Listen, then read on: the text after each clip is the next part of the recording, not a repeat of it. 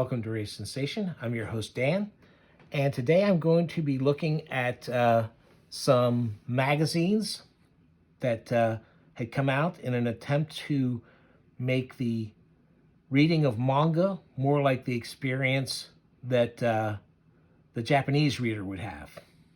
So I'm going to start off with Shonen Jump. This is the first of the issues that Viz put out here in the United States. This is January 2003. Now, to be sure, there had been Japanese comics translated and published here in the U.S.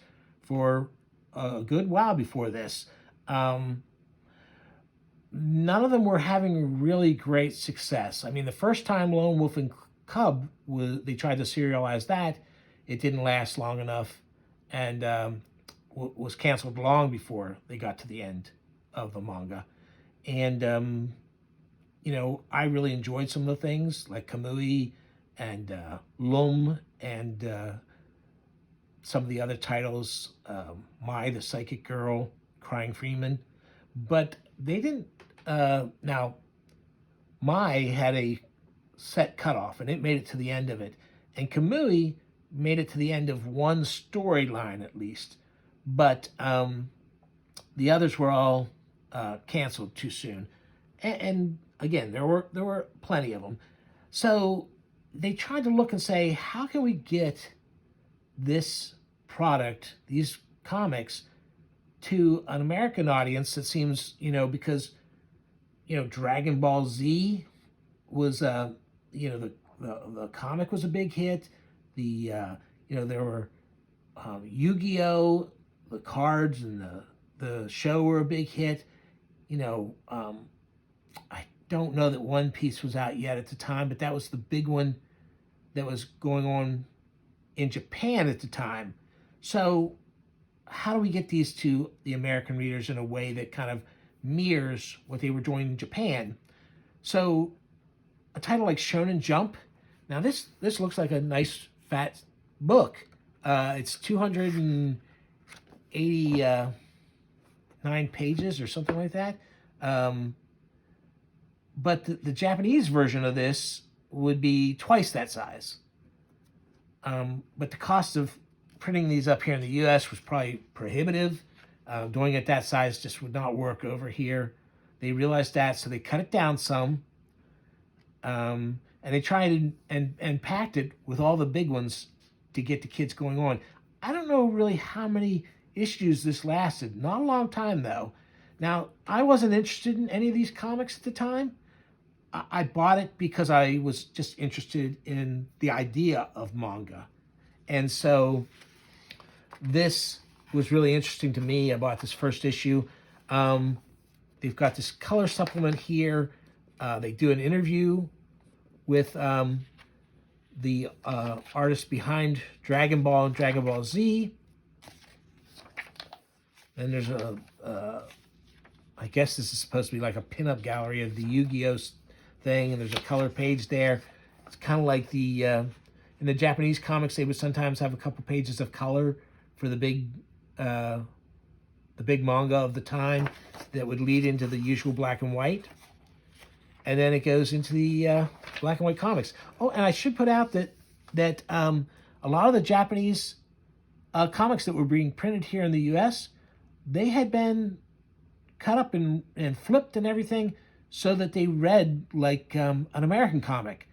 This comic, even though it was trying to sell itself to a young reader, asked you to start at the back and go to the front, which was not something that American kids were used to yet.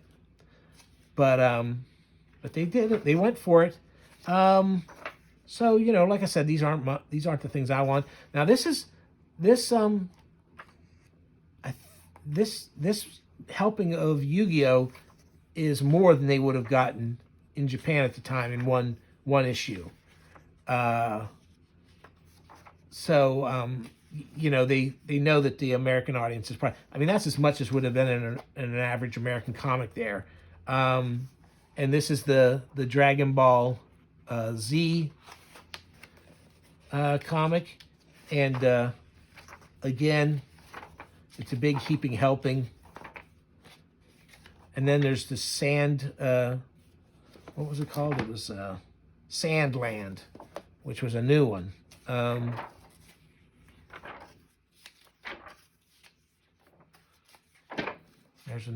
There's a big color, basically promo for the video games and stuff that have to do with a lot of these. So anyway, this was not my cup of tea. I just bought it because I was interested in the whole phenomenon of trying to get stuff over here. So that's Shonen Jump. Like I said, I don't think it lasted very long. Manga Vision, North America's only monthly manga anthology. This is the first issue. Again, I don't know how long it lasted. So in this case, they flipped it. So you're reading it like an American comic. They tried to make it more like the Japanese comics in that there's this little family drama comedy thing. Then it goes to this story, which is illustrated by the guy who did Mai the Psychic Girl and Crying Freeman. And it's an action adventure thing with kung fu and lots of fighting.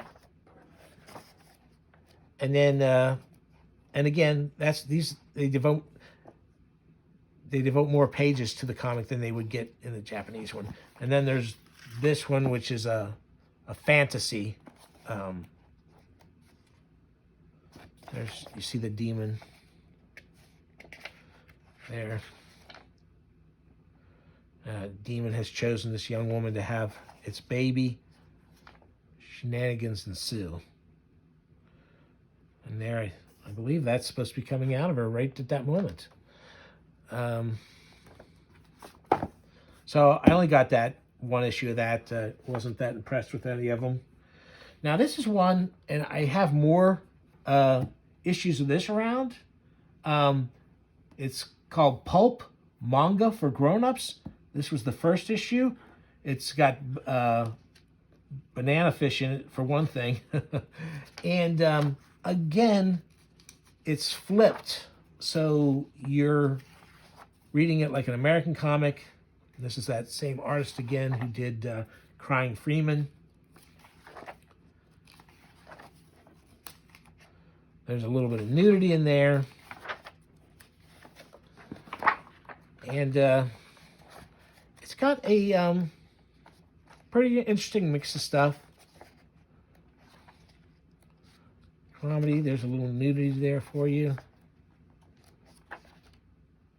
And this is interesting because this is more like an alternative, this would be like an alternative comic here in the US. And it's cool to see it mixed in here. Wild art style there. A little bit of an article.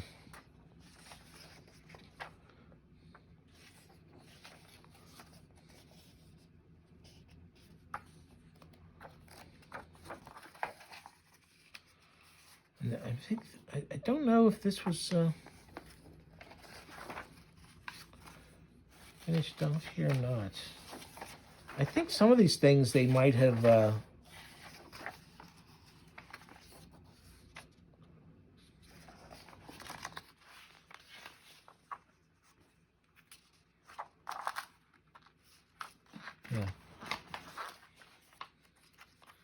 So this is this is Banana Fish. And I'm not sure, I don't think they finished this off in here. I think they might have trailed off on this one, just like I trailed off with my talking about it. Let's go through some more of this and see. Because I know there's a fair number of the collected manga that make up that story. And I don't know if they did it all in here. So, anyway, here's some more. There's another issue. This is issue volume 2, number 1. I think the volumes represented a year. So this is year 2. There was only one issue the first year. So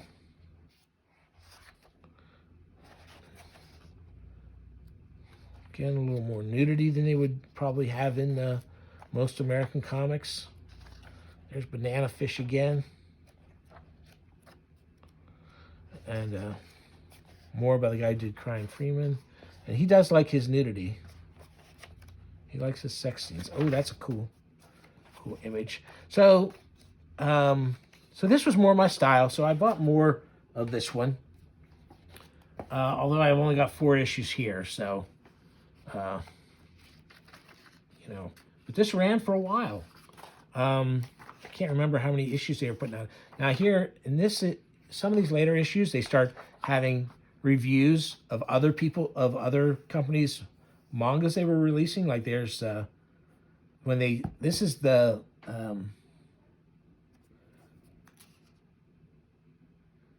so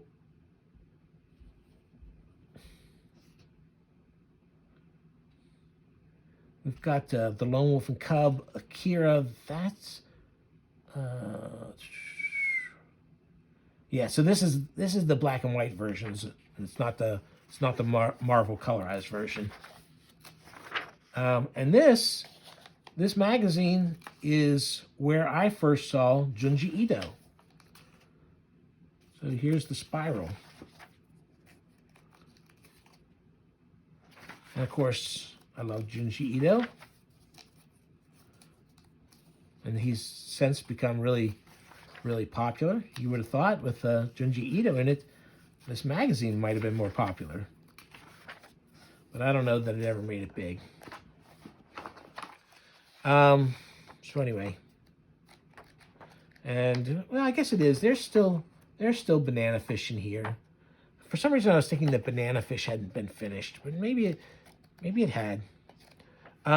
Anyway, lots of good stuff in this. If you see these, they used to pop up in the dollar bins and stuff. If you see some of them, you might want to pick them up. Although it'd be hard to get whole stories.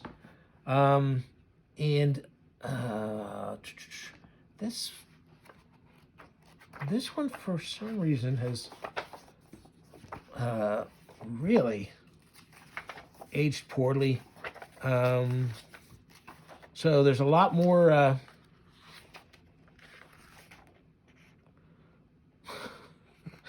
there's a lot more writing in this one than there were in past ones. And here's I forget, I think I've seen this somewhere else too, but it's a manga artist talking about what it means to be a manga artist, and there's advice about making a manga.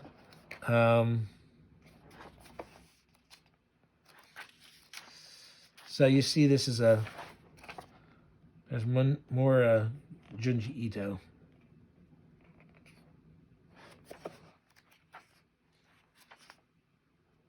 Yeah.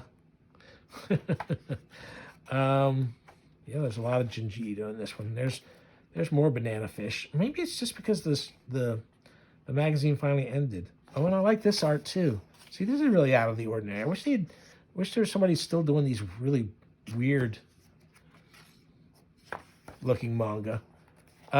Anyway, so that's all the ones I had in this box.